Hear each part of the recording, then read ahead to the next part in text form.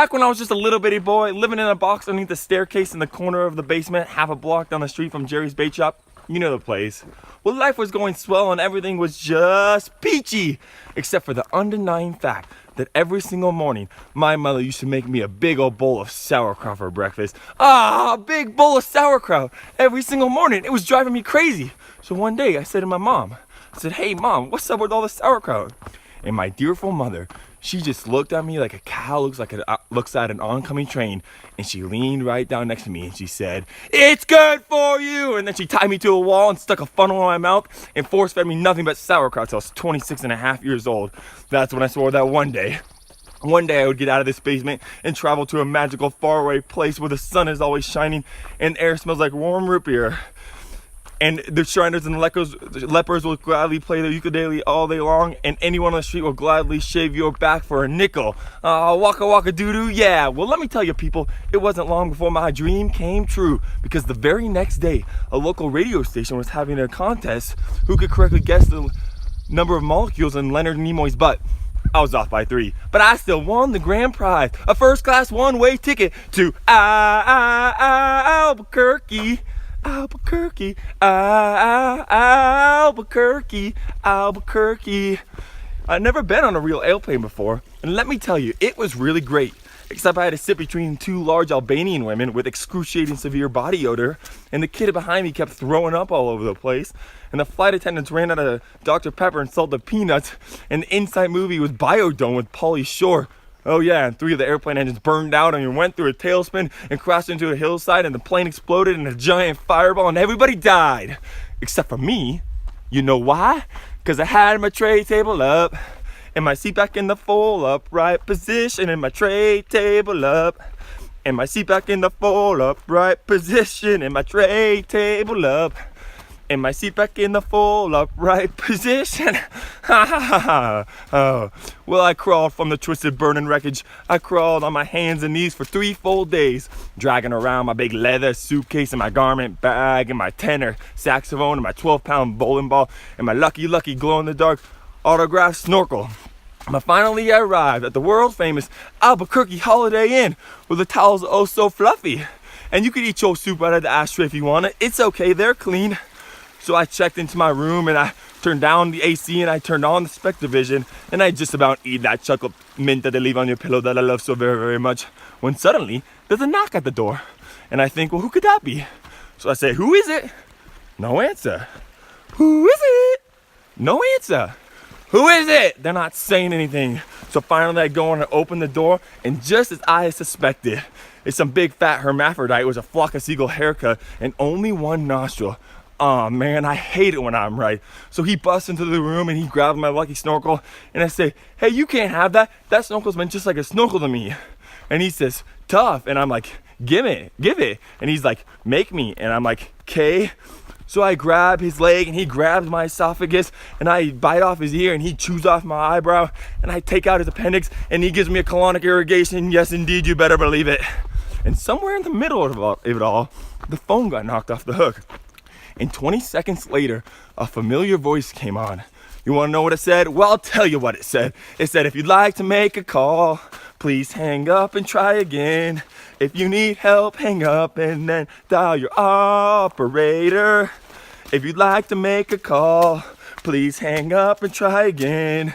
If you need help, hang up and then dial your operator in Albuquerque. Albuquerque, in Albuquerque, Albuquerque." Well, to cut a long story short, he got away and I never saw my snorkel again. But I said I would not rest, I would not sleep until the one nostril man was brought to justice. But first, I decided to get some donuts. So I got into my car and drove over to the donut shop and walked up to the counter. And the guy behind the counter said, "Yeah, what do you want?" And I said, "You got any glazed donuts?" And he said, "No, we're out of glazed donuts." And I said, "You got any jelly donuts?" He said, "No, we're out of jelly donuts." I said, "You got any Bavarian cream-filled donuts?" He said, "No, we're out of Bavarian cream-filled donuts." I said, "You got any cinnamon rolls?" He said, "No, we're out of cinnamon rolls." I said, "You got any apple fritters?" He said, "No, we're out of apple fritters." I said, "You got any bear claws?" He said, "Wait a minute, I'll go check. No, we're out of bear claws. So I said, in that case, what do you have? He said, all I got right now is this box of 12 hungry, crazed weasels. I said, okay, I'll take that. So he hands me the box and I open the lid and the weasels jump out and immediately lash onto my face and start gnawing all over the place. No.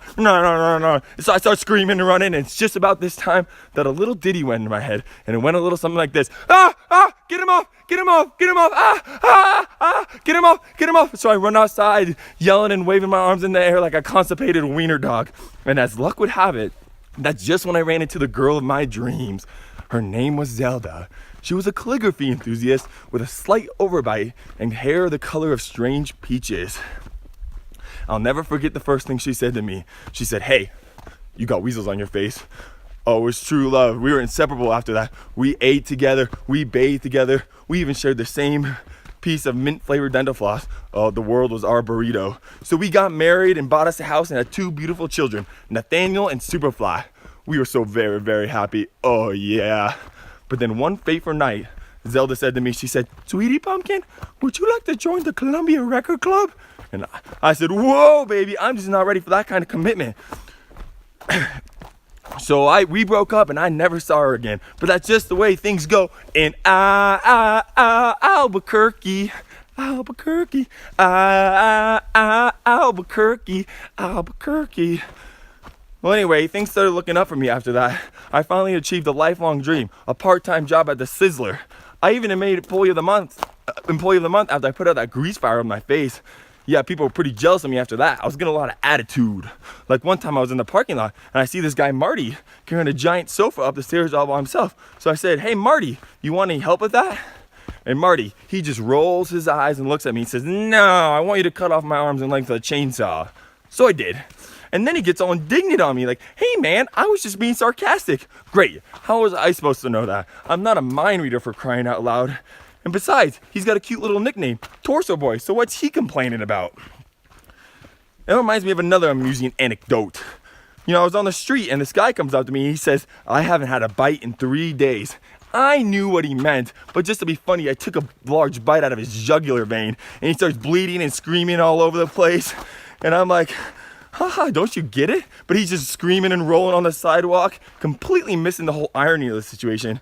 Man, some people just can't take a joke. Well, anyway, where was I? I kind of lost my train of thought. Where was I? Well, anyway, I know it's a roundabout way of saying it, but I guess the real point I'm trying to make with all this is I hate sauerkraut. That's all I'm really trying to say here.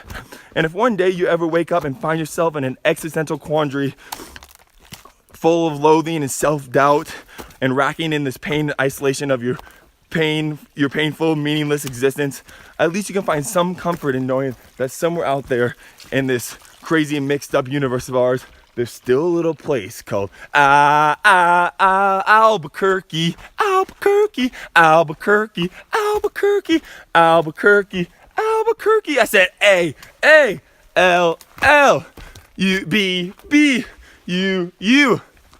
Kirky, Albuquerque.